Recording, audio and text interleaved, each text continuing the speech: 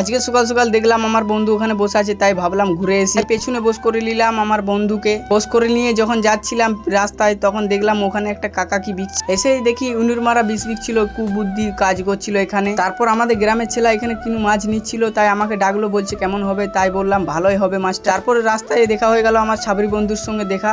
তারপর দেখলাম চুলটা কেটেছে, তাই বারবার দেখছিল চুলটা কেমন কাটা হয়েছে। তারপর আমাকে বাড়ি যেতে হবে, তাই আমি বাড়ির দিকে রওনা নিলাম, কারণ বাড়িতে আজকে কাজ আছে একটুকু। বাড়িতে এসে ঘুম পেয়ে গেছিলো, তাই ঘুমিয়ে গেছিলাম, তার জন্য লেট হয়ে গেল গা ধুতে।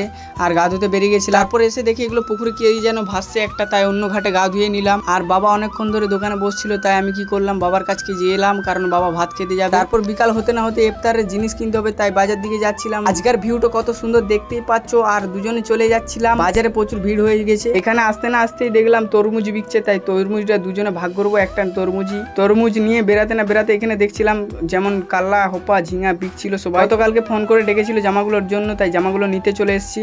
আর জামাগুলো নিয়ে আজকের মিনি ব্লগটা এখান থেকে শেষ করলাম।